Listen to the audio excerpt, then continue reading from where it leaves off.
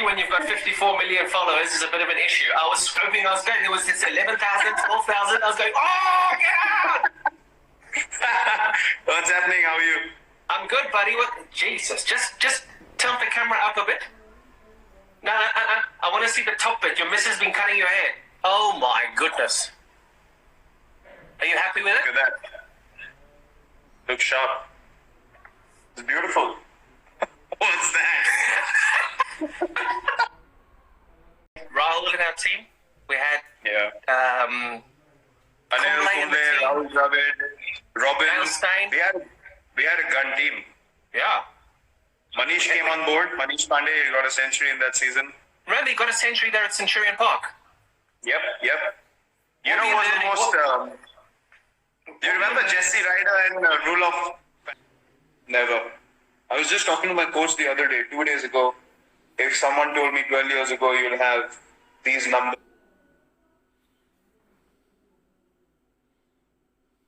after 12 years, I would have told them to get lost. No chance. That's amazing, huh? I mean, just God's been kind. If your mind's in the right place, if you're thinking about the right thing, you have the right kind of vision, and to keep following regardless of all the noise around you, the results follow. If you look at the numbers, you keep striving for the numbers, then the numbers go down, the career goes down, everything is lost. So what are you striving? What do you strive for now? Every time you come out and bat, whether it be for RCB or for India, you're just thinking end game is to win, and how do I win this game? You're not thinking about anything. There's no other clutter. Not at all. For me, the most important thing is how can I contribute to make my team win? Because that is what we started playing cricket for. We were really, very small. So I don't think why that intent should change, why that mindset should change. It hasn't honestly changed with me. There's a lot of things that people try and create in India. They try and cook things up, stir things up. You have experienced that a lot when you were playing as well. So it's basically you just have to block the noise. And whenever I go to bat now, I understand that cricket is a small part of our lives, and I need to be able to make the most of the opportunity that I have in front of me. And I have a larger responsibility now, to be able to maintain this culture of fitness, of taking the team in the right direction. And I mean, you just have to be grateful that you have this opportunity, and you just need to make sure all your energy is in the right place to be able to do that. Where did your nickname Chiku come from?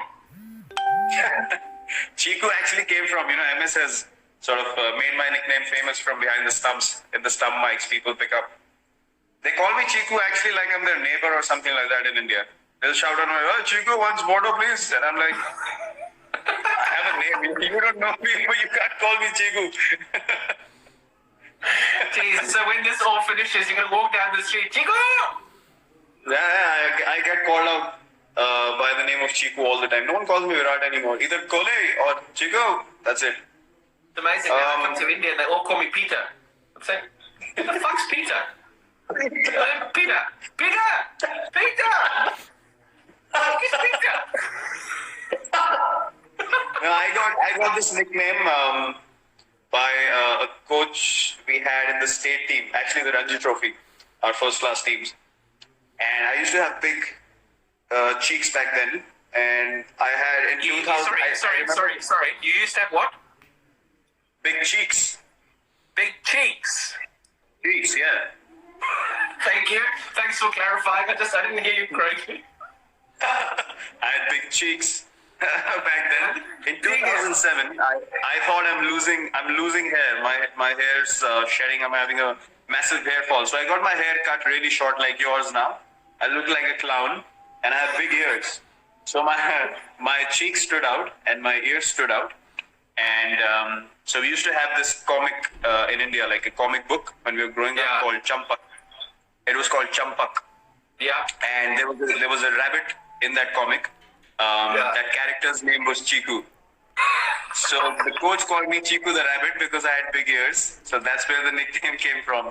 And then people started taking it up, and it went up to God knows where. Brilliant. And tell me, RCB, a lot of people, since this thing went out, I've had such a busy phone in the last 24 hours. I mean, it's crazy. Why? And one of the big things was they want to ask, why have RCB not won a title yet? I mean, we get asked it all the time. We have to try and explain it in the commentary box. It's like, oh my God, geez, just stop asking the same question. Do you get sick of the same questions? Look, when you have in like history in the previous seasons as well, when you've had the biggest players who played for RCB, obviously there's going to be much more attention on the team. Now you see, even with this team, myself, AB, Chris Gale, Dale had played recently as well, and all these big players have played for RCB. So we're always going to be more in focus. But we actually spoke about it. We've reached 3 finals.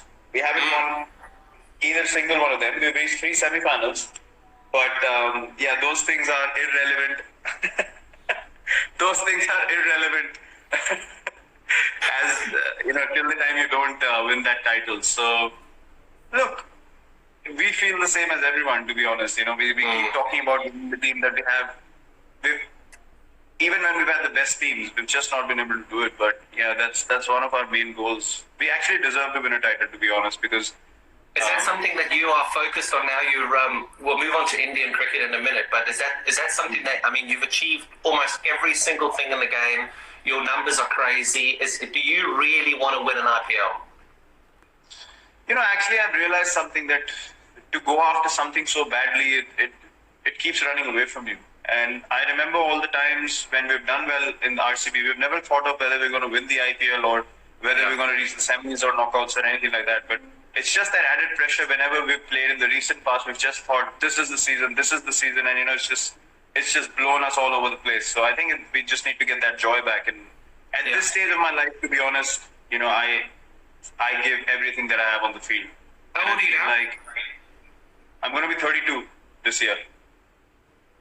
32? Yes, sir. Jesus. Okay. No, I wouldn't have guessed that.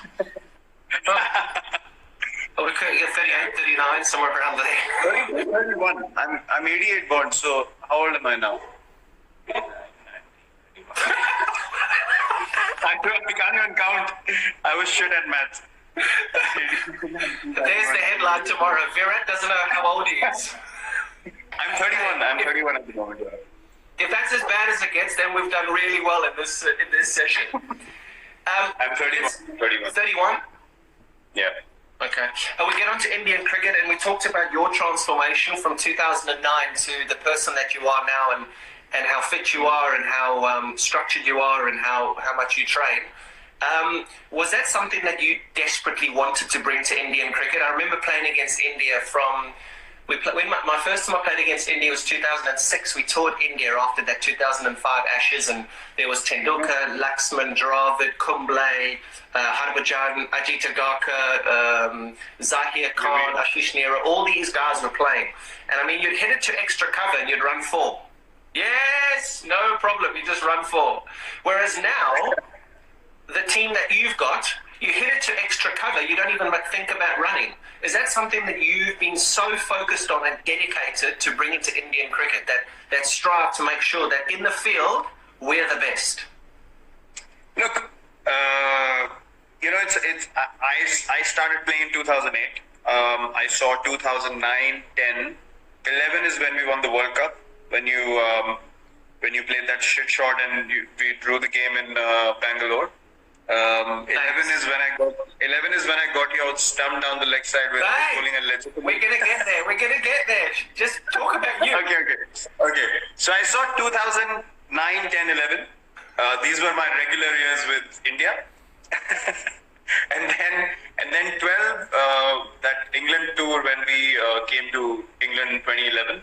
Yeah. We lost badly there. You did. 2012, 2012 Australia tour was a difficult one as well. So I thought, there's always a natural transition that happens in every team. And I was lucky that I was in the center of that transition when it was happening.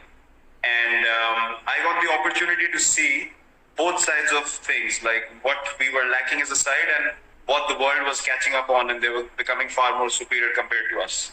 So the plan was clear. When the next lot of players come in, this is the direction we're going to go in. And to be honest, I was lucky that I played with a group of players who were driven, similar age group, and together from number 7 or 8 in the world in Test cricket, For 3 years now, we've been number one. So it's been quite an astonishing journey. It's quite unbelievable, to be honest, because we had no experience and we beat everyone, most places. We competed everywhere we went in the world, and it's just that to be able to come to the top of world cricket again has been a great journey. But then again, it gave us a vision, a goal to achieve, and all our focus was towards that. And with the IPL, you see a lot of teams that come to India now, and they're a lot more competitive. I remember we came to India and actually beat India in 2011, 2012, and that's because a lot of us actually feel at home in India as foreigners. India have an issue traveling abroad. They have a real issue traveling abroad. What do you think the biggest issue for you guys is traveling abroad? The people, and that was a different kind of preparation back then.